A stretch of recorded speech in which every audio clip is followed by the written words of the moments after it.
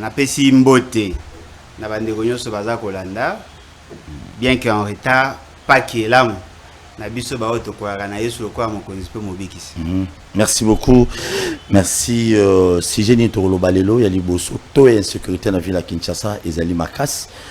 Ngai na loba obi na ningo loba biloko nazali on azana ba précision na ngoko na masina AC Mohamed o azali na C à Pascal on a Pascal azo ko encourager ba kuluna ba miyibi so ayibi ba miyibi ba batame panae na souci ate sika bo mona ba moto tondi wana na boulevard na Pascal on a Pascal pe mena l'ancien frère. C'est ça son travail qu'il fait.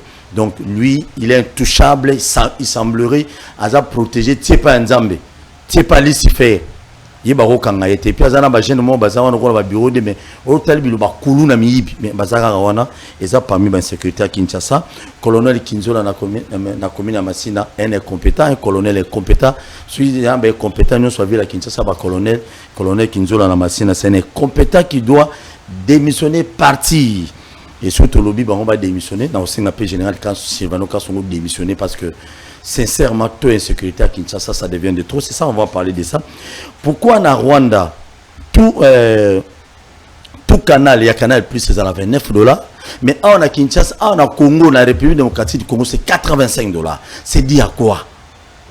C'est dit à quoi? Bien que Korozala Canal plus à côté qui au régime à Kabila les Zalaki régime à bas pourcentage régime à ministre pour signer document il faut pas payer ça bon. Je me souviens d'un grand monsieur docteur Moise en Italie na Milan docteur Ngou je ne me trompe pas alingaya ko investir na mamaye moi abong sa mamaye mu mais ba sengara ina $250,000 pour ba signer document selon l'explication docteur tant tukutana na expliquer ngai tout ça la n'est pas émission et ça ngai passe ngana bimboko libabi ni to anango ba bon service mama ye mu individu singa $250,000 et après donc ba konzeko za ba mususu ba signaki ba contrat na Canal Plus à l'époque ba tie la biso bouquet wana faut za la cher ba bouquet na ba ono c'est cher par rapport na Rwanda pour tout canal c'est $29 na Rwanda awa $85.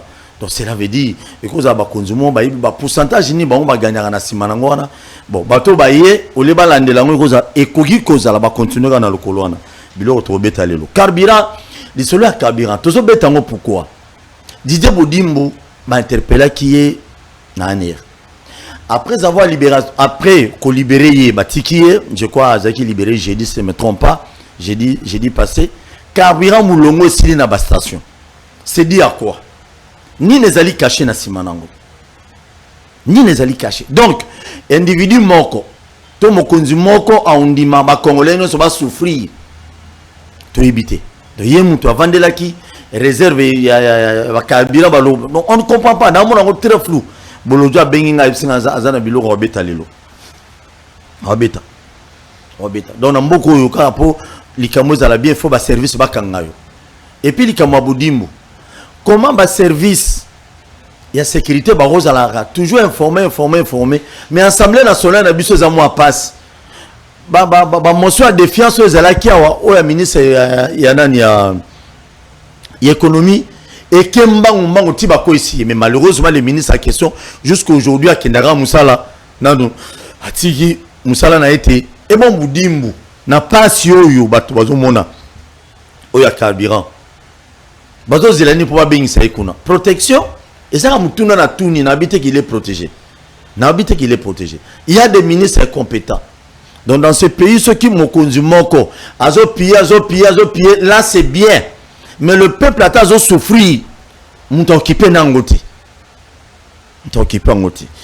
dernièrement na utaki Sidou Bangi avant to banda biloko na ndeko na bolojo bien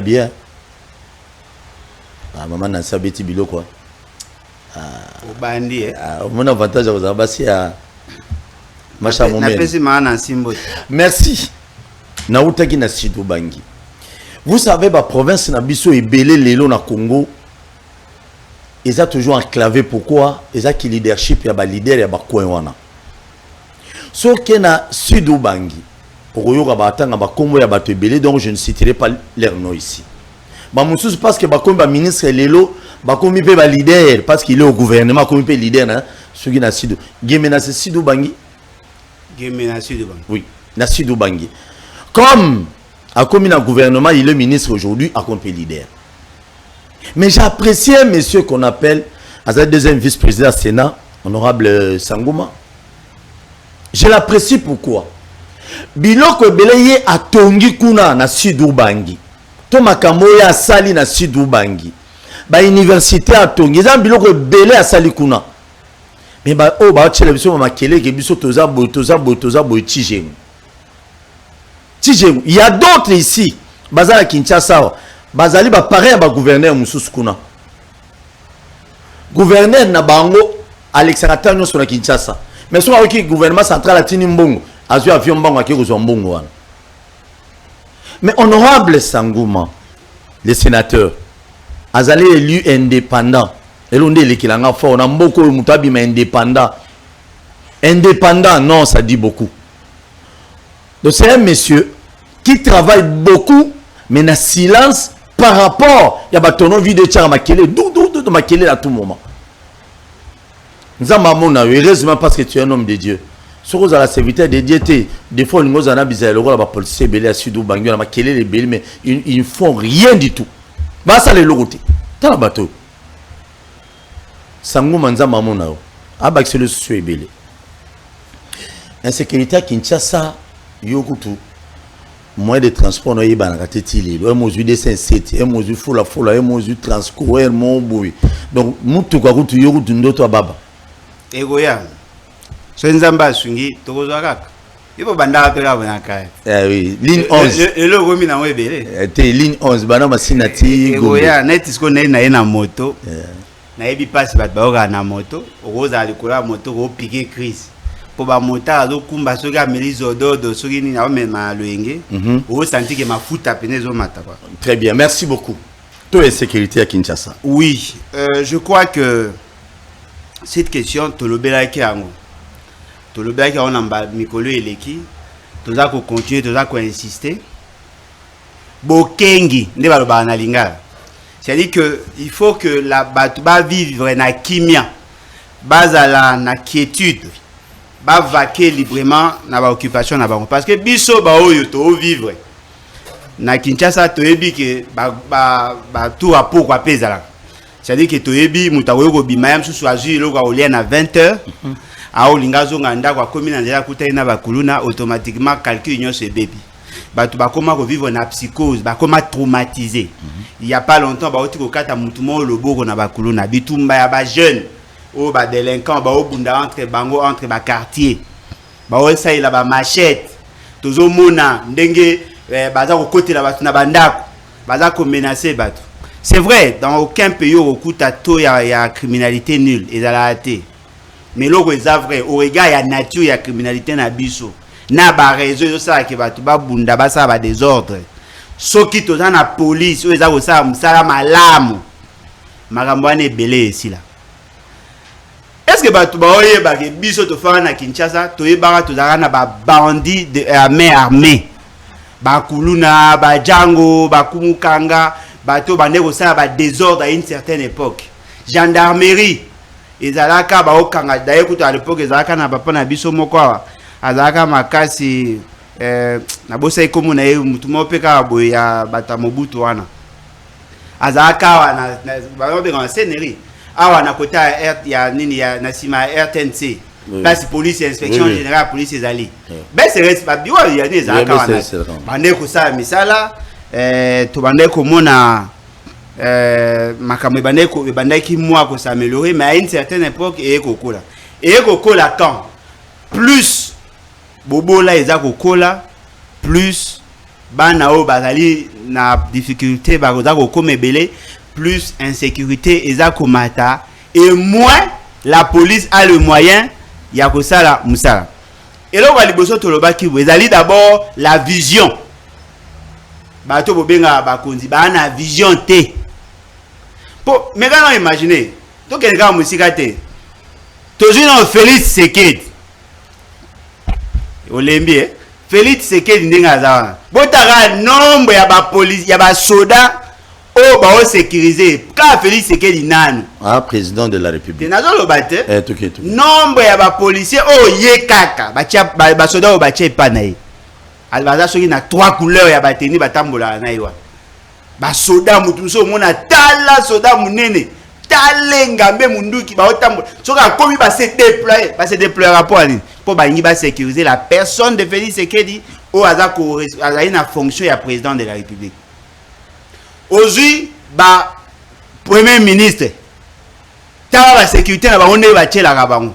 Aujourd'hui ba vice premier ministre, ba ministre d'État, aujourd'hui ba ministre, ba vice ministre, ma bosona mon vice ministre otamwa na cortège à 3 jeeps quand na régime. Aujourd'hui ba onde ba za sécurité. Mon nde ba on ba za sécurité. Wale za mta PP do na Moussa. Ti lelo na mon vice ministre à 3 la cortège à 3 véhicules. Aujourd'hui ba libanais ah wana tika na ba sécurité na bango ya ba boutique na bango ba indo-pakistanais. C'est-à-dire que ce qu'on tali bien police sécurité eza pona bato ya mbongo. Siko place problème eutaka okomona msusu otambola atikuna susi ati mo eza na 5 personnes munduki misatu esalaka mibale esalaka misatu esalaka te bacheli biso batu moko boye omona policier na face nzala bacheli biso policier mais tala ba policier ba sécuriser ba ministre ya misuni c'est-à-dire que basala bango moko basala que ba policier bazali bien formé ba tient na sécurité na bango ba policier ba logotaka ba tient pas na biso ba policier bazali pas na biso o ba sécuriser la biso ba na ba prime te ba pesa bango ba 160 000 ba koma ozomona bina mutana face nzala ba oya bango ba pesa bango 160 000 mais ba na possibilité à commandier ya kosenga mbongo na bateau ba okuta na bakonzi automatiquement to créer deux sortes à police police ya ba soi-disant bakonzi na police ya peuple ya peuple azo souffrir ba na passe ba na ba difficulté bo senga ezali ebele ba na ba moyen te. Ce qui veut dire quoi? Ce qui veut dire que manque ya vision neza ko sala que la police na biso etambola malamu te. Recrutement de kolangai baza ko recruter ba kuluna ba comme ça bango ba policier bazo recruter bato ba échouer na vie ba comme ça bango ba policier. Formation ya police comme ça manasiate mutafandi yo zaka encourager yaka fanda tout ça omoni mundu ki basimba raboy basa baola kizaye mais pas akomi policier sans numéro matricule policier aza ko émarger na budget de l'état te policier a fouta makate. Dites-moi tous ces problèmes là au regard il y a monté à criminalité pour résoudre on est parce que pour que toi arriver qu'on résoudre le problème sécuritaire il faut d'abord que les parents recouvrir l'autorité na bango sur les enfants. Tous ont une éducation. Baboti baba na ko éduquer bana bango malamu. Bana baliaka na ngongo esengeli. Balala na ngongo esengeli baboti balandela bango. Baboti baza pe na possibilité ya kobisa mwana tika pa tiki. Mais mwana oyo moboti alesaka ete. Mwana oyo vivaka na effort perso. Akomi autonome. Olongo wana bana wana ba obanda désordre botiki bango ba continuer et comme il oti na ba école bon mona bana ba obunda na venir na 24 novembre na c'est ya comment on appelle ya saut de mouton ba omi ba mama banga en pleine ville l'état azati mais il y a 24 hein na 24 na kota mo kuta kwa kutu kao ba zomi ba mama banga babikuta kufa et puis inspection provinciale à la police papa na komi na nukuna te nazo kisaka ba fait état biloko olongo wana banandi ba bakundi tous les anciens bandits au bazaka na ba groupes armés intégrés na police intégrés na armée ba courager mususu zalika zalaka courager le quoi eba ina mokonzi ala reconnaître ba promotion asala ba formation à malonga te. Ce qui veut dire qu'il y a un problème criant en termes, il y a système, il y a sécurité, en termes, il y a gestion, il y a carrière. Devant tous ces éléments là mis ensemble, il y a un causé problème. Il y a un là qui justifie monter à insécurité. Pas si n'abuse les alignés. Les alliés peuple n'a pas souffrir. C'est-à-dire que bateau va aussi à biso mabé. Bateau va aussi à politique à mabé. Ba na kimia. Est-ce que vous imaginez? Libanais a fandi abengi mokondi ya police, ceux qui général, ceux qui colonel. na posa ya basoda ba yawa mbala moko batindi basoda bake yo soki oza congolais oza na difficulté ozo imaginer bapesa biso numéro ya police obenga numéro ya police elekaka te yo oza na numéro ya général te osani ekoza décharger elekaka te yo so omeka elekaka te maza baventure te jour mosusu bato baobunda na quartier la limité 12e camarade moko elaki problème na palais na ye oyebi eloni basala abengi la police à 12e oza kota maison communale bayebisi mbongo makolo baosenga ye kabia makolo na téléphone ekonanga nga mona viva bato baosala insécurité boke kobengi bapolisier babia problème eza te mais mbongo ya carburant baosenga mbongo ya carburant bayebisi bango te mbongo ya carburant moye eza te boya bozwa suba abi te botina ata na ye mpesa ozo imaginer police oyo toza na yango chaque samedi la police akomaka kokita na babalabala kozwaka oui bakongolaka mbongo ti lelo na bawenze presque na bakomi nyonso wana moto awanga na za yebisanga bino bato ya sécurité ebokanga bato pampam wana eza lokuta te ale vérifier yebisanga le réseau mafieux wana oyo tobengaka service ya sécurité ndenge ekomi lelo tokozwa gain de cause ndeni na kati ya police il y a des gens qui veulent servir la république baza bazwaka promotion te soko oza immoral te na police okozwa promotion te mutu mosusu azalaki kaka moke azomata pas général mosusu vraimen atanga asala makambo bien eza kona kinzola colonel bato bayebi mosala baza eme te c'est-à-dire que noko ya oyebi ke colonel kinzola masina naza noko ya Derrick yango ozwaka baproblème lelo watakaka bango to non ngana nga mwa peuple moko bapalolo suki wana na libanga te non elengi nango yango wana yo atakaka bango bako supporter la liberté na ye quoi donc en fait le problème est Kinzola est compétent na Mohamed bon ezaka ye moko Kinzola est compétent to ba notangi lo ba incompétent ero alali pongi pour ton information bongo mokonzi na za yokana mta Kinzola ero alali pongi azozela baya kangi ba moto za na passe wana bakangele 15 moto ba Congo bon à l'occasion de la fraction ils étaient ba Congo les mbongo akei wana 12h 15h azongi lisusu bakangeli sur 15 moto donc et comment système soki aza na posa akepa mama mibale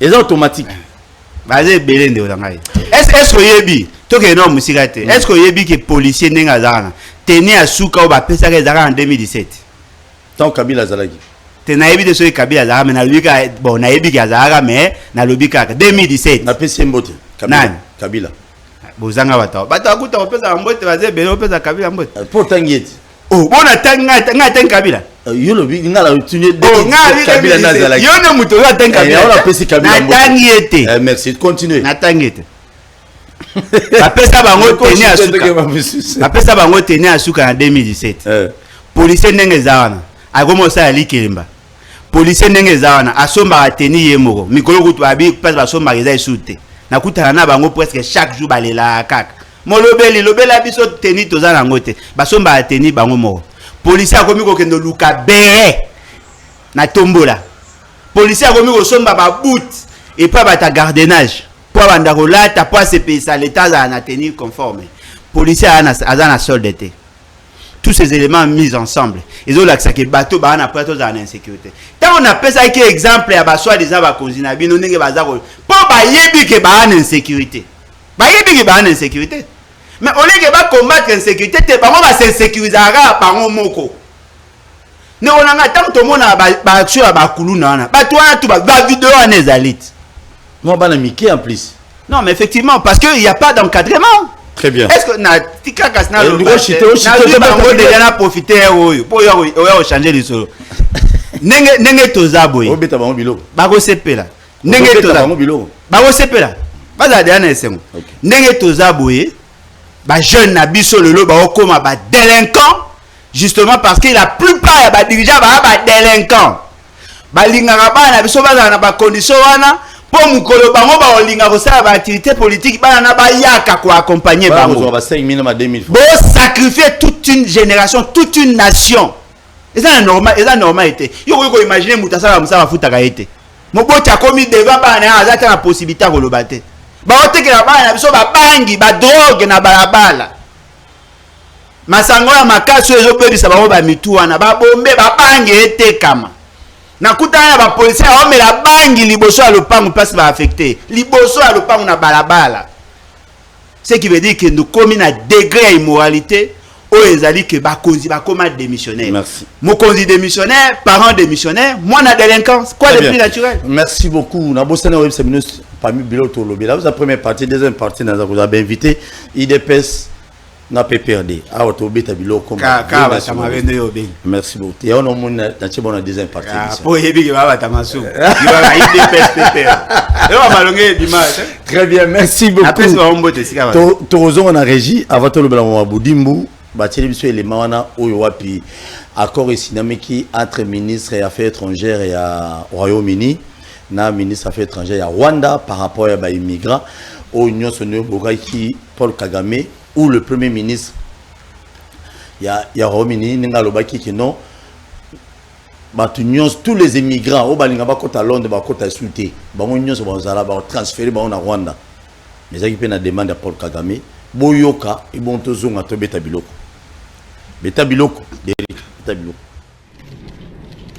C'est un accord controversé qui a été signé ce jeudi à Kigali entre Priti Patel, ministre de l'Intérieur du Royaume-Uni, et Vincent Biruta, ministre des Affaires étrangères du Rwanda, pour décourager les migrants et les demandeurs d'asile de diverses nationalités arrivés au Royaume-Uni. Londres pourra les envoyer au Rwanda, où ils pourront s'installer de manière permanente s'ils le souhaitent. Nous avons convenu que les personnes arrivées illégalement au Royaume-Uni seront prises en considération pour être relocalisées au Rwanda, afin que leur demande d'asile soit examinée. Les personnes qui seront réinstallées recevront un soutien comprenant jusqu'à 5 ans de formation, ainsi qu'une aide pour leur hébergement et leurs soins de santé. En relocalisant les migrants au Rwanda, en investissant dans leur développement personnel et en leur offrant une éducation, un emploi et d'autres opportunités, nous leur donnons la chance de commencer une nouvelle vie dans notre pays en tant que membres à part entière de nos communautés. Le Rwanda pourra accueillir des dizaines de milliers de personnes dans les années à venir selon le gouvernement britannique. Dans un premier temps, c'est Londres qui financera le dispositif à hauteur de 120 millions de livres, environ 150 millions de dollars. De nombreux Rwandais savent ce que cela signifie d'être déplacés. Cela a façonné notre approche de la migration et de l'asile. Le Rwanda offre déjà refuge à près de 130 000 personnes originaires de plusieurs pays, dont des voisins comme la RDC et le Burundi, ainsi que l'Afghanistan et des migrants venus de Libye. Si cet accord fait débat, en particulier au Royaume-Uni, c'est parce qu'il est jugé inhumain et très coûteux par des ONG de défense des droits humains. Une telle mesure est déjà appliquée par l'Australie avec des îles du Pacifique, une politique vivement critiquée. Par ailleurs, le Danemark avait également envisagé d'envoyer des demandeurs d'asile vers des pays africains. De son côté, le Rwanda se réjouit de ce partenariat. Ministre des Affaires étrangères rwandais à lobby, immigrants, on a 130 000 personnes qui ne connaissent pas beaucoup bango à lobby. Il y a RDCT, il y a Ouganda. Il a perdu quelque chose? Bon, premièrement, cette question a suscité plusieurs débats à la fois. Je voudrais d'abord rappeler Nabandero Nabiso au Baza un peu paniqué par rapport à l'attitude de Rwanda. Il faut boyer Barayango que Rwanda c'est un pays souverain. Alors il est libre à Kondima Batba côté pas na comme pas dans la droit à Koboya. Exactement le quoi binoa wana ba konzina binoa wa ndengona ndengona bango pe bazali obligé ya kozala na même attitude que vous. Le Rwanda a le droit ya kokende na pays mususu ko yebisa bat botinde la biso batinde ya bango bato. Basala yango déjà ba oti otanga même ba pays oyo bango basenga batinde la bango bato. Lorsque yaki na problème ba afghan basenga ka ba biboye pa na bango ba na espace ba na possibilité ya koyamba bango. Ba créer ba infrastructure pour na koyamba bato wana. Avantage ya Rwanda za ko tirer ezali nini? Ezali d'abord un. Azako bimaloko a pays solution na problème il y a plusieurs autres états. De deux, azako bimaloko a muto azali na esprit humaniste ya ko sunga bato ba na difficulté. De trois, azali ko gagner en termes ya appui budgétaire par rapport à pays au regard à cette réalité. Ne soyez pas surpris que demain, que des cités elles allaient construites par le financement extérieur au regard et à l'approche Nabango. Le Rwanda a 26 000 km². Seulement. C'est-à-dire que le quoi à Kinshasa x3. Bateau que le Rwanda n'a pas assez d'espace. Non, le Rwanda a assez d'espace pour accueillir des gens parce que le Rwanda a 12 millions d'habitants. Sur le 12 millions d'habitants, 130 000 bauti na ba pays mususu notamment la RDC. Ba Congolais ba kimawa ba kena ofanda kuna baza. Biso na makanisi na biso ne batu ba oloba. Bazoloba que le Rwanda azolinga mema batu wana pour que ba kome pa na ye afin que amema bango na mboka na biso. C'est-à-dire que ba ozwa Rwanda Goma, Bukavu, place on a baluka ko placer batu na bango pour ba mona ke mboka na zao. Ça c'est un autre débat. Ça, c'est un autre débat. Le Rwanda est en droit. Il est libre. Libre, c'est un pays souverain. Si tu as makasté, tu as maïla au kokate, pour bokondi abilokoso netozana ango, la capable de faire armée na service de sécurité à niveau de la frontière. Bo pesa Rwanda responsabilité wanati. Ça c'est notre problème interne. Pour nani Rwanda aboyi ba pays ba population ba oti na ba pays voisins. Ouganda na RDC. Justement parce que le Rwanda sait que mutu soki aye na Rwanda akokota facilement Congo et amboka na ye. Pour na ko éviter ba problème alobi ke amoni mabe ba congolais ba analyse ya ba batina ba na ba mboka mususu. Ce qui veut dire que cette question elle a suscité plusieurs débats. D'abord si moi j'étais à la place du Rwanda, je ne peux pas accepter n'importe quel Rwanda qui est en Ambo Wananga. Parce que le Rwanda est un pays à problème. Donc on a déjà anticipé sur les actions qu'il pose. Là ici, non, Toboy tout dans un conflit, où à partir à Batouana, sauf les pays voisins à problème. L'Ouganda a un problème na Rwanda. La RDC a un problème na Rwanda. Mais où est-ce qu'on a un panzi na bino? Ba Rwanda ou ba ati na ba institution. Ba Rwanda ba partout. C'est-à-dire que tu comprends des enjeux.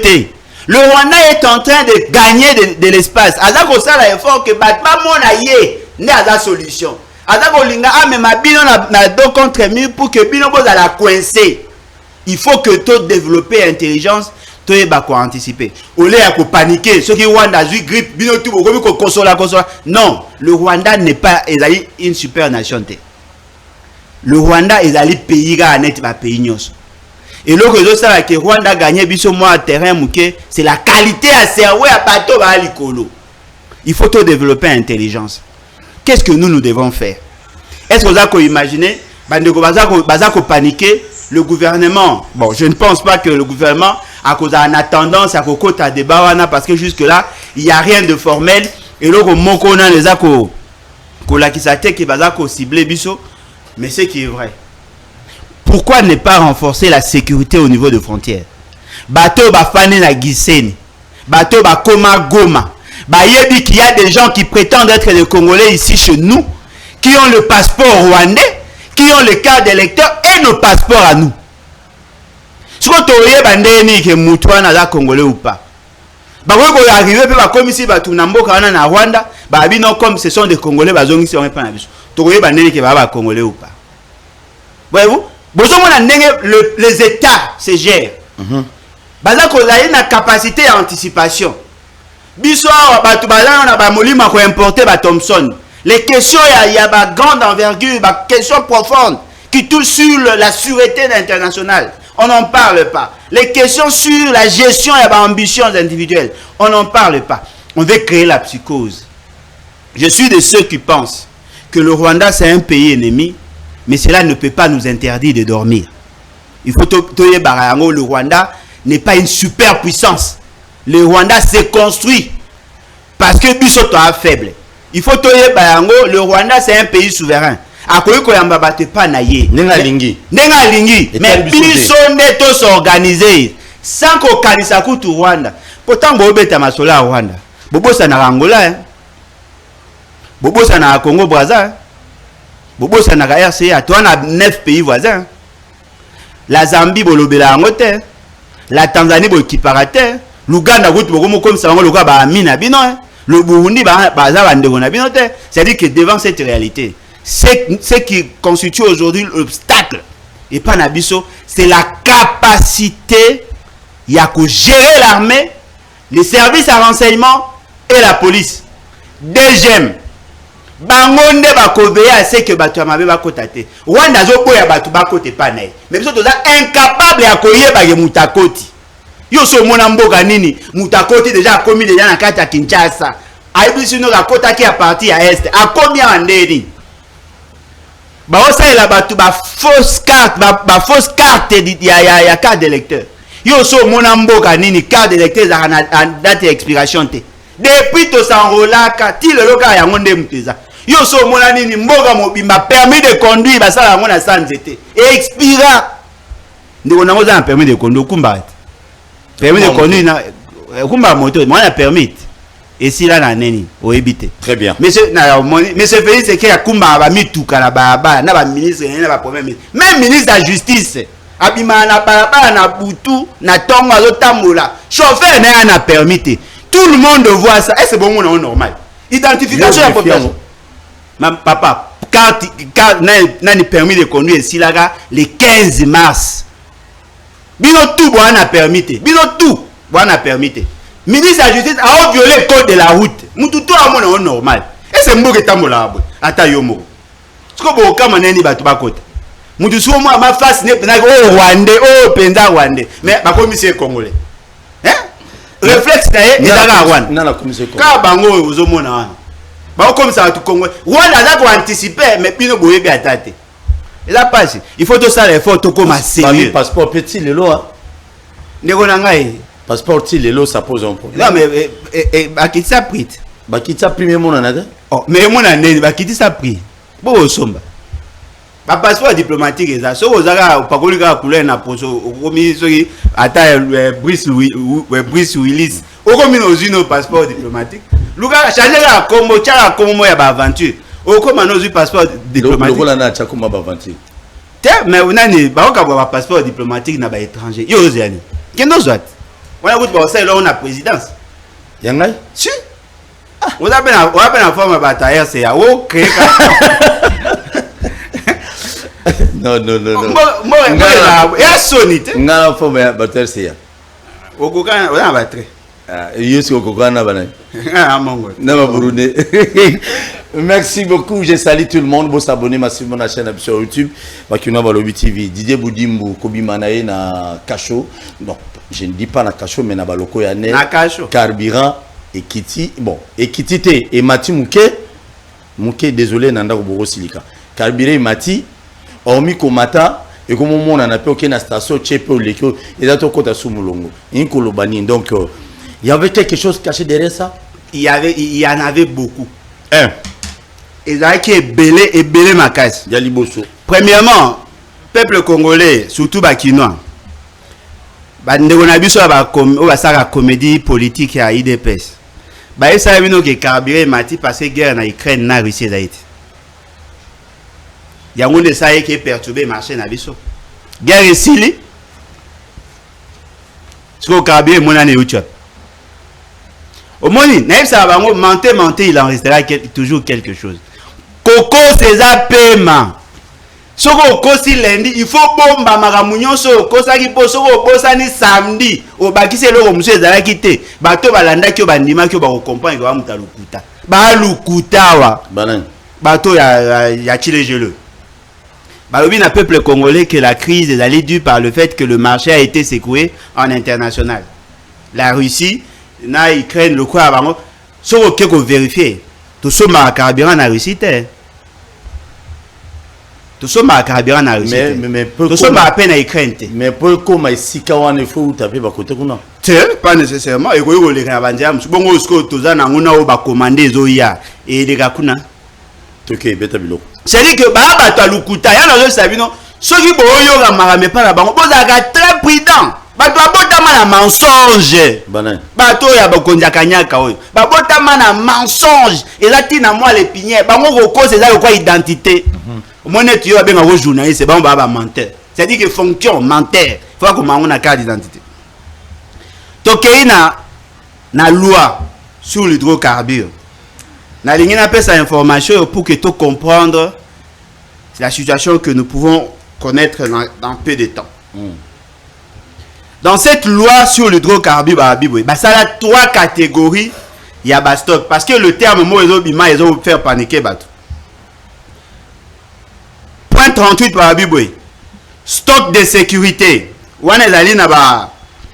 Principes généraux au la loi.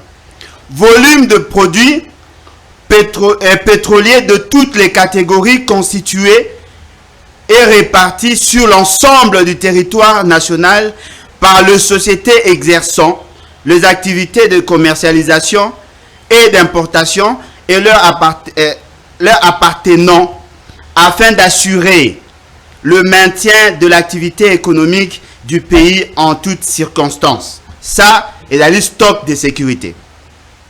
39. Stock opérationnel. Volume de produits pétroliers de toutes les catégories offerts à la consommation par la société exerçant les activités d'importation et de commercialisation qui a pour rôle d'assurer l'approvisionnement de consommateurs sans interruption. 3. Stock stratégique. C'est là où maintenant, et c'est débat est.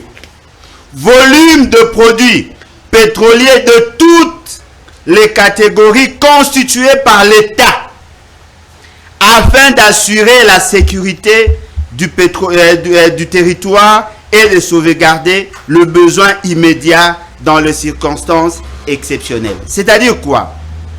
Dans les débats, qu'il y avait un problème en termes de stock stratégique. Balobi que... Non, ne balobaki au début. Ne balobaki. Non, liboso ne bandaki. Balobi que le ministre Wana a teki stock stratégique Wana ba jumbongo 200 et quelques millions de dollars. Il y a 240 millions. 247 millions au moins marque. Il y a un bon Wana ne ba détourné. Mais j'ai donné la définition à stock stratégique Wana. Où les anakati à loi. Stock stratégique, volume de produits pétroliers de toutes les catégories constituées par l'État. C'est-à-dire que l'État a constitué un stock de moko yaye. Pour la opération naye, l'armée, la police, tous ces services-là qui s'occupent de la sécurité, afin d'assurer la sécurité du territoire et de sauvegarder le besoin immédiat dans les circonstances exceptionnelles. Ces stocks-là, par l'État, au cas où il y a un problème, il y a sécurité, il y a un problème, il y a manque, il y a carburant pour les raisons stratégiques pour qu'il y ait opéré. On vous dit que ces stocks-là a été vendus. Pas le ministre. Non, Balobi a été vendu. Par qui? Non, Balobi qui a été vendu. Ok. Quand Balobi, ça a été vendu, on interpelle le ministre. Le ministre pour les alliés dans le secteur naïe. 247 millions de Toyoki. Il y a Mbongo Oyo et Bimina Mbongo. Deuxième élément, la date, l'année. Et pendant quand Tina Nenini. Beaucoup remarqué, et ça a mis plus de 5 ans. Date où on va reconsidérer, et ça est belé. Bazu Bakangi, ministre. Et là, il faut le ministre peut être interpellé par l'ANER. Peut-être interpellé par l'ANER. Sur des questions où il a touché la sûreté de l'État. Voyez-vous? Là, il y a un point, il y a sécurité. C'est-à-dire que ça touche dans une faible mesure la sécurité de l'État. Mais la meilleure manière de faire, il faut que son chef en soit informé. Il faut que le dossier, elle a bien fignolé. Tant que vous interpellez le ministre, vous avez ici déjà image na mis sur battu. Il faut que l'élément bino boanango et l'élément attester qu'effectivement il est dans ces dossiers là. Moutoua boye ba libérer été. Ce qui va libérer, soit ba yebi que ba na ba élément té, soit mokonzi mongo quelque part apesi bango ningisa ba libérer et quand même que bango ba na ba élément. Nana wo ko pesa ordre nane. Il faut la ramener monsieur Félix. Si vous pouvez imaginer, ceux qui ont raison qui va détourner 247 millions. Pourquoi Moutou a détourné 247 millions? Moutou Moura Benga Bakondiane va libérer. Ceux qui va libérer, et la qui dit que Mbongwana va lire en ndambu. Qui peut manger 247 millions à Congo? Yemoko Azana Bomoy. Nan. Boy Bissabso Nan. Nan a Bengi Moutou a libéré Didier Boudimba. Soit il est innocent, soit il est coupable, mais il est co-auteur. Basambisi était, entendre na aner, bimisi bakanga ke no poani. So ba libérer poani. Yo reste quoi aventure.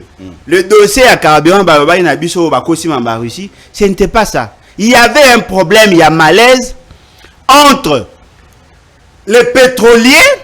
C'est-à-dire, bateau, dans le domaine, il y a vente, il y a pétrole. Na l'État, pour que koyo kanate na makambu, il y a manque à gagner. Oyo bacha mécanisme à compensation au bengi subvention. L'État congolais a yokana ba pétrolier, ba paye sarabango une quantité d'argent pour essayer à quoi amoindrir ba effet exogène ou les alliés d'une en fait que le marché les alliés s'écouler en international. Les lots ba yokani. Bah matisi prix je crois na omona ba bakisi ba 100 francs ba quelque chose comme ça ba bakisi prix, ce qui veut dire que le problème était à ce niveau là. Le gouvernement n'était pas en mesure de résoudre le problème avec les importateurs. Le kola ba yokani ba importateur ne ba fungoli milimo ba fungoli mitema ba bandisco koteka quoi de plus normal carburé ya on a eu ça ba congolais menté il en restera toujours quelque chose bato ba na lokuta. Aujourd'hui, le carburant est au TKM. Okay, rapidement. Mais le problème, il y a 247 millions ici, non, il faut que Sabiso, Nana Benga qui me pour qu'il libérer les ministres. Dossier Wana et Outakiwa. Parce que on a eu une aventure. Rapidement, est-ce que maman, papa, Canal Plus, c'est rien par rapport au Tolo. Mais tabiloko. Oui, c'est rien. Ne pas Barokanga. Tout ça, c'est émission Oyoka. Est-ce que Yebi que ah donc ba okanga les bon yo kanga ça sous problème yo so message ba Yebi que modo de concentrer te yenu modo de concentrer ba Yebi que ceux qui va faire na bango to yo kango ba aventure biso to yoka que il y a un type na kati ya présidence azako sala effort ya ko éliminer batunyo surtout yazo maîtriser te. Voyez-vous. Vous savez, le dossier à François Béa, ça a été boutiqué par quelqu'un qui est à la présidence là. Et cette personne est en complicité avec le Rwanda. Il va biloko le ben. On a vu ça autre. Bah non, pas non Mickey. Bon essayni. Bon bana yani bazayi Mickey. Ba okolat. Bobi pas ça, pas ça. C'est-à-dire qu'il y a un problème. Mais because ça va souffrir déjà. Oh. Et ba couper en plein service pour occuper contre fondateur dossier à Rolande à procéder. Enquête si la gars a raison à couper là mais beaucoup ça enquête pour ça va établir la responsabilité. Il y a un réseau. Bazako linga ba s'auto éliminer kuna bazako éliminer ba tebele.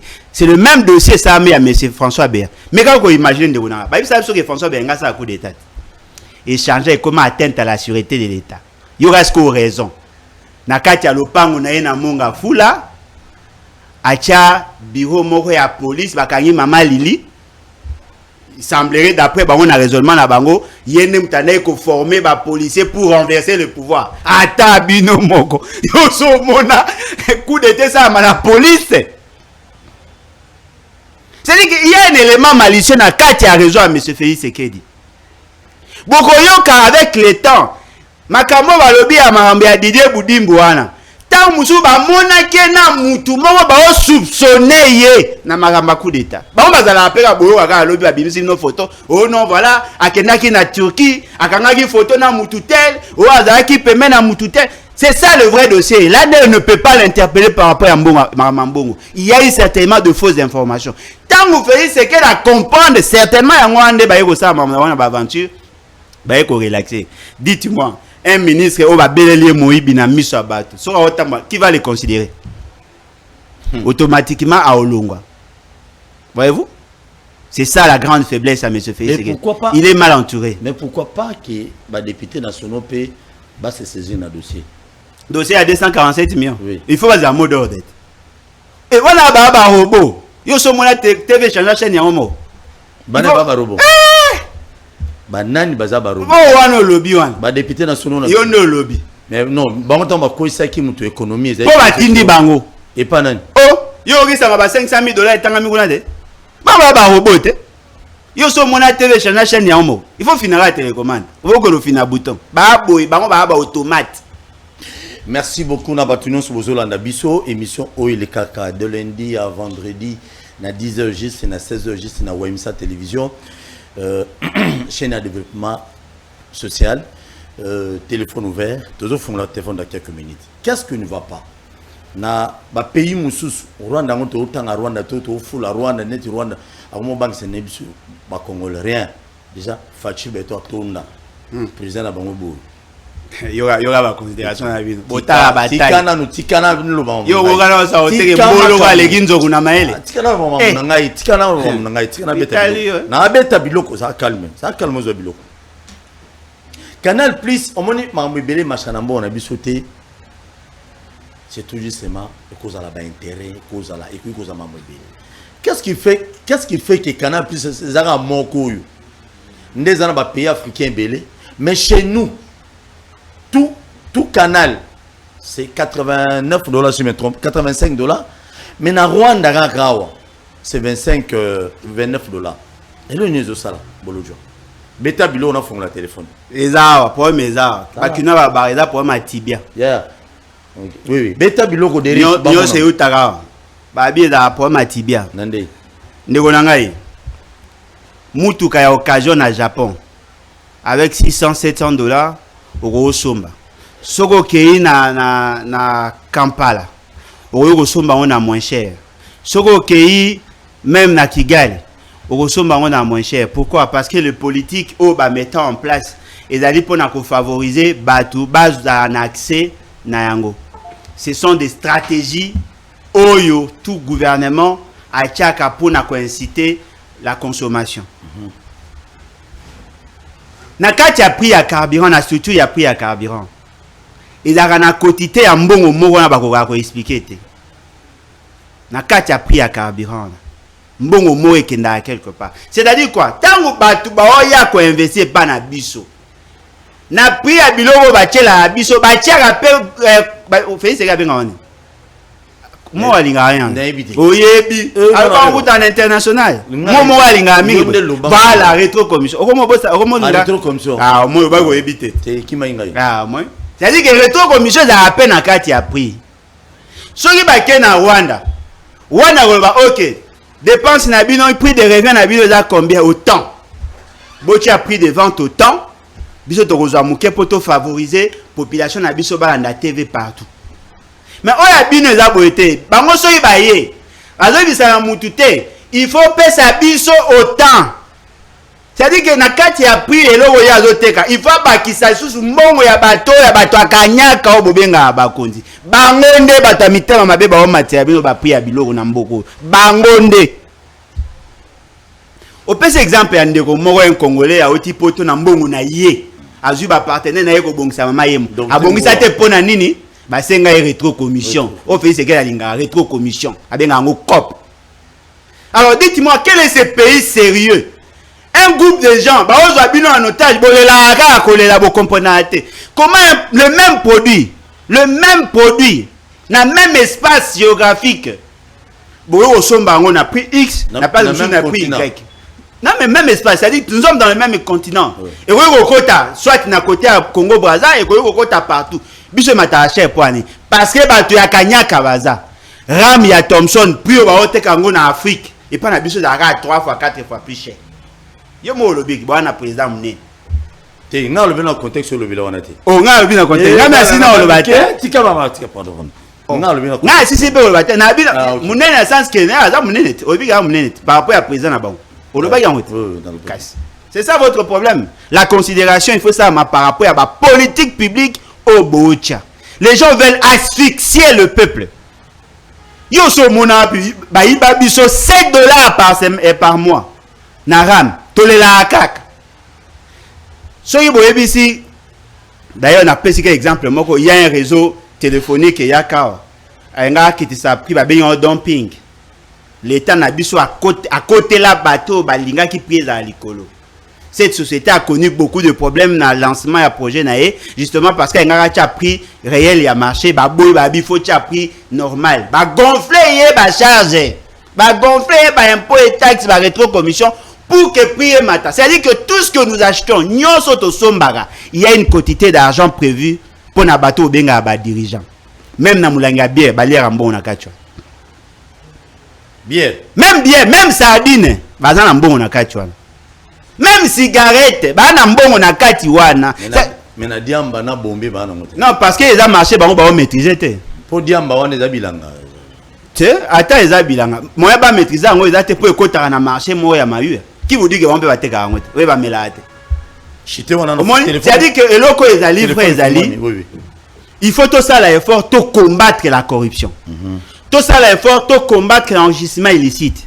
En ce moment-là, Mouta quoi appliquer le prix réel il y a marché. Te mettant en place la structure, il y a suivi, cellule a suivi la structure de prix. Ce que tali na kati la structure de prix et le réseau matisa mingi prix mingi et ça ba impôt ba taxe na ba bilogo ba kondi bazwaka. Ces opérateurs là n'ont pas à la mutema ba que là-bas na Rwanda ba teke là-bas na moins de $30 ba que là bino na $80 té. Pour na bango bino tu wara ba client mais ba là ko s'adapter na ba réalité à moment. Omoni na ba pays. Na réalité à moment. Soko okuta ina ba konjo ya bangbali maneti ba konimsu to yoka ba sango na ba pays musu africain ba pays musu net ba. Tout ça.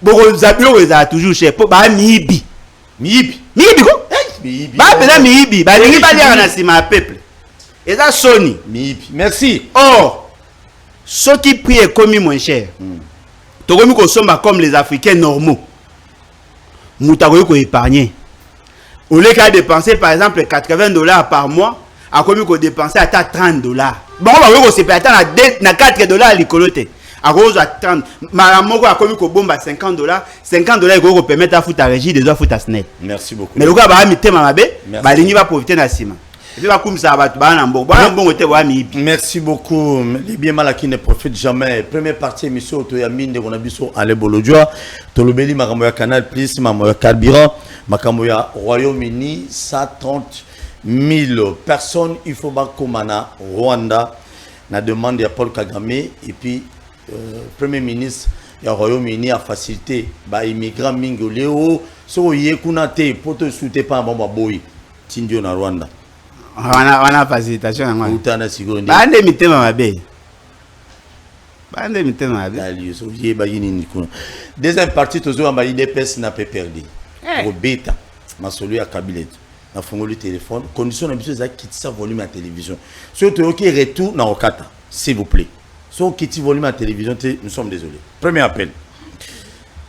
Le billet. Oui, au billet. Bolodjonaïb, c'est là moi après émission. Allô, bonjour.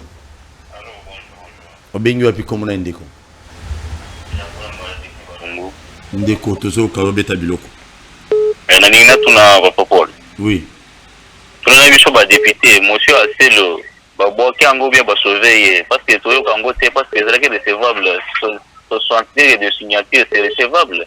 Et ce qui va protéger Asselo, pourquoi pas vous protéger le ministre de l'économie? Merci. Autre n'a vu sur le député, autre n'a vu sur la télévision, parce que tu as vu Nini. Aïe, c'est bien monsieur Asselo, qui a ou bien, et ça, Nini juste. Merci beaucoup. Oui, bébé, selon moi, c'est le. Moi, ça va, te ba de mot d'ordre à mon dos de bois bien ça. On a ba robot tende on a ça il faut pas finir bouton pour ba agir Ba agir ba automate wana benga ba nani ba député nationaux casse ba automate et puis ba 500 ba da 500 tu peux ça ba 532 personnes 32 wana ya bato babima na ko s'il vous plaît bolo bébé so mo enseignement à distance ba mo to peut ça enseignement à distance ça la raté enseignement à distance bon ba soit si le et ba na tembo ngane kenda enseignement à distance ça la raté na bengi depuis pena pesi invité na biso mbote mingi merci azom enseignement à distance oui Oui, oh, bazali, oh, banabala na ba TV.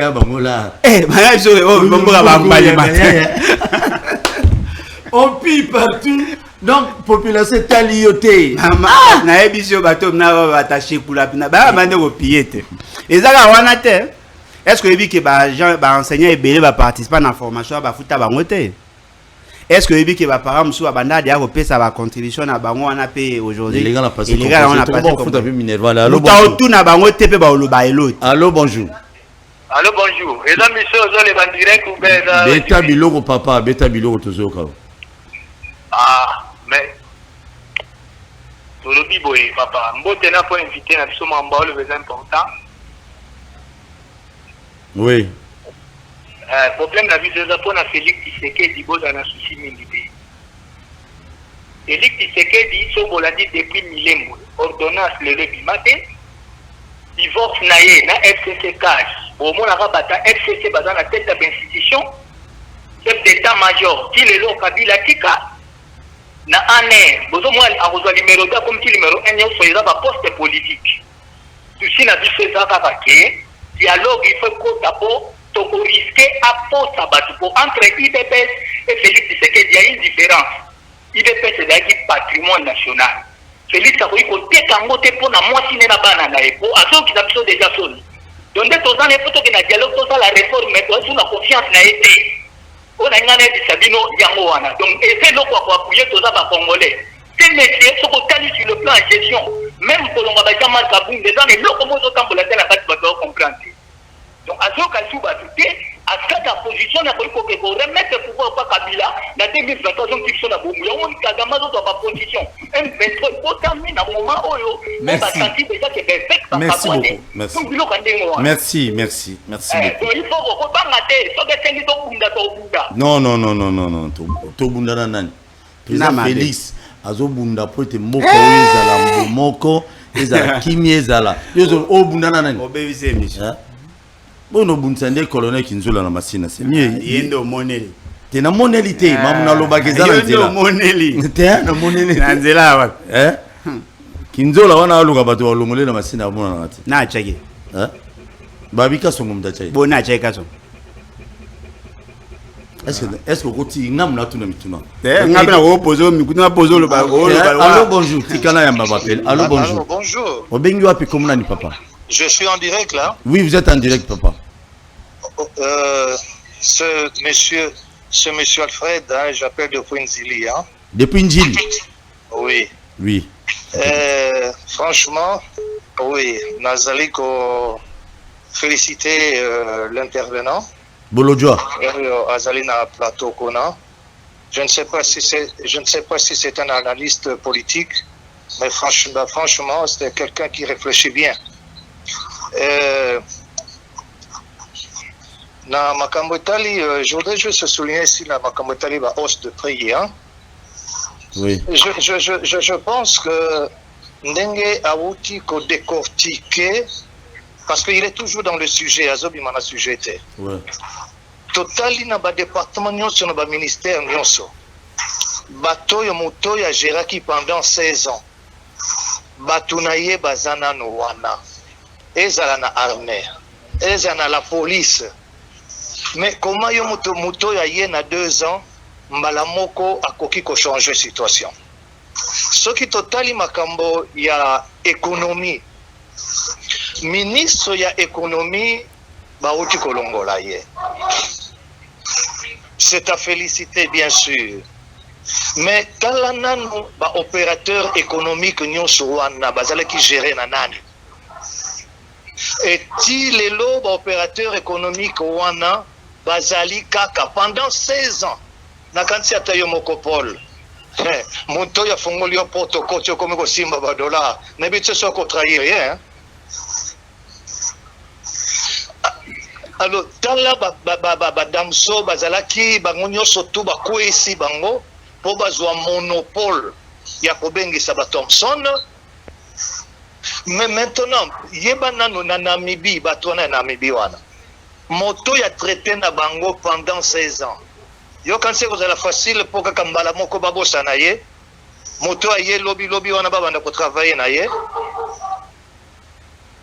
Ce n'est pas facile parce que il faut arriver à restructurer le service Nyonso. Il a dit des choses importantes, ce monsieur-là. Ok, merci. Je voudrais solliciter un débat parce qu'un jour, ceux qui m'ont dit Paul, parce que c'est très intéressant, frontières est perméable. Combien de Chinois bazaliawa, Libanais bazaliawa, 100, 200, côté la kiwapi, sans séjour. Carte d'électeur, bazopé sango butu na babiro seni.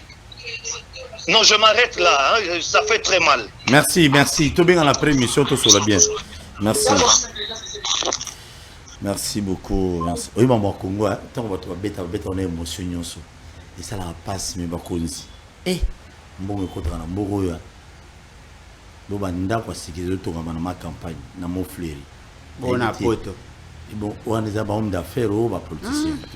Et ça, comme tout notre tourne, bon, on a tout. Allô, bonjour. Bonjour papa. Obengi wapi komuna ndeko? Ok, na bengi la partir à Machine, c'est Junior. Oui. Oui. Na Hollande papa Paul bien, na Hollande yo plus bien. Problème ezali awa, biso pe toza batwa, to Hollande bima ba petit peuple. Toujours souffrir ma casse. Biso pe to appeler ba petit peuple. Ok. Toujours souffrir ma casse. La souffrance c'est souffrir. Ils appellent comme tous la chef de paix na Kabila. Kabila sala qui part na ya Kenya. To comme na part à Tshisekedi. Exemple est facile. Okutaki mutu moko bazana mwasi na yo biki nonga na kubandolisa yo bien. Aboyi mwasi wana aboyi mobali azalaki na ye akangami na yo. Tango akangami na ye keno mobali kolesa ye bien okomi kobetele lisolo kena mobali azaki ne liboso tikabana buncho suki. Mobali ezaki ne liboso tika banda kolesa ndenga na obunda pona banda olesa te. Problème ezali zwa charge na yo o bandaki. To chaki ana pour que biso to vivre bien. Makambo ya ba bazolo wana biso toza na ngote. Makambo ya FCC cash ezate problème ezali ndeke no président biso toza na yazande est compétent. Ce qui façon ezali te atiki biso pe to duki musu to ko pensa ce qui a rotimba te to toza ba congolais. Merci. Est-ce que ça pour na Félix na Kabila non? Merci beaucoup. Merci beaucoup. Merci. Au Kamamba le ben. Yo tu non le ba qui ngalo na le bisouté. Allô bonjour. Allô bonjour. Nakati bapela parce que deuxième partie émission on a invité monsieur téléphone au Fungolango au qui bande développement makambo belé mais ça n'a pas betabilo. Bon, je crois que nakoyi ko regrouper intervention na bango, mais je voudrais dire na batu nyoso ba Hollande biso. Je m'inscrirai toujours en faux. Ya mutalo ba ke Félix Eke la kutaki mboka mabe. Yango wana il faut bo pesa etant ebele. Kabila pesa il a 5 ans. Et ce qui muto a yebi l'opérationnalisation à la politique publique. On peut sentir les changements même en une semaine. Tous auraient exemple mot simple. Monsieur Félix Eke arrive au pouvoir. Alingi asilisa problème yanzala. Nakada programme à 100 jours. Na mayelo ya ye. Oyo lo baki wana mayelo ya ye. Azui 774 000 $ na programme à 100 jours pour na produire mbisi. Kabila ne lui a pas dit de prendre l'initiative ya produire mbisi. Au moins que produire mbisi c'est initiative va bien. Mais montant ya chaki na lo lenge ya ko sala ndeza mabe. Mon wane ke na to mona mbisi te. Mais ce fait c'est que ya na bino awa na nini na maluku awa na nini na nansele. Ah, sinon j'ai trouvé la clé. Clé en quoi nini? Ya ko produire mbisi. Asomba 3 congélateurs à 300 litres. Kuna 3 congélateurs. Abimisa 217 000 $. Mbisi yango yé. Na on dirait des atanda kala. Te me por ba tunga. Attends Dakala. Mais ce fait, c'est que son gouvernement. Parce que c'est le gouvernement qui a pris l'initiative. Babimisi plus de 6 millions de $. Ne me dites pas que Namibie a besoin côté que la Félix c'est que Mbisi. Parce que en réalité, tant que en international, c'est la personne qui achète. Ce n'est pas l'État qui achète. Bozumbo le pèse à opérateur économique, un ministre qui n'a pas compétence. A quelque signer accord, il y a Rosomba Mbisité, il y a permis de pêche. Ba peki ça on pêcher. Mbisa ngo ezap. Ba ebisa bino ake mbise ye ba lakisi na ba bateau ezokita mbise ye Thomson ba ngani Thomson béton tisiko ba tokisa ngo tilo elemba te. Mbisa ngo ekota. Merci. Bon reconnaître que monsieur Félix c'est qu'il y a une insuffisance managériale, yango ndeza ko empêcher pour atteindre l'objectif. Ndeko mo alobi ndeko na biso mo alobi abi non makambo etambola bien te Félix c'est qu'il y a ko banga mutu ta to sa mibe côté il faut to que na dialogue boke nana nan déjà aloba que soye mutu a violé mibe ko faut dialoguer na ainga aloba na bino ndeke Félix c'est qu'il y a ko violer mibe ko faut ba kangai ma bangi ndeko loba yango yo so mona mutu osa mabe bo bengini bo sangani po bo solo na bo ebisa ke atika ko violer mibe ko non la loi doit s'imposer. S'il n'y aura pas élection, il n'y aura pas Félix Sekedi. Il faut que dans l'esprit, na bino na kachuan. So il faut que Félix Sekedi ça ma violation à loi c'est constitutionnel. Kobanga ndem te ça la bateau. Le jour où je vais voir monsieur Kabila, monsieur Félix Sekedi, Kouloutou, président Martin Fayulu et les autres bofans escamo bobo sunga Félix Sekedi a glissé. Je vais vous maudire vous tous au nom de Jésus. Au nom de Oyerobi Majouan. Ce n'est pas normal. Bon, tu as violé mi pego pour bosser là que bon négocier. Tant que bon dialogue, bon pesa doit à violer conscience. Bino a pesa binoni. Ba poste. Il a un sens de peuple a souffrir. On est que bon faire respecter la loi, bon qu'on négocier. On négocie pas. Il faut que les gens arrivent à connaître que la conscience doit s'appliquer en tant que telle. Mais ceux qui comme on va négocier, et ben ça, il n'y a pas de dialogue. Ce qui va être au là, ça sera après le départ à M. Félix Sekedi. Nous demandons à la population de se préparer pour enclencher l'article 64. J'ai aimé Bandego IDPS au Babenga. Bah côté IDPS pour nous mettre la Félix Sekedi ma beauté. Bah côté IDPS pour nous la Félix Sekedi n'est azako s'enrichir de manière insolente. Bah côté IDPS na imakanisi na bah que IDPS les alliés partir à Malunga bah comme un changement. Eux-mêmes ne vivent pas ces changements là. J'ai aimé Ndewonabiso Onani fils Mukoko. Alors, bon, kende vosa la campagne a fait c'est que ndengeni bilé za mabe. Aïe bise vous fait c'est que ndenge ba okende. Et comment en place monsieur Mukoko sa campagne a fait c'est que ba tie opiné.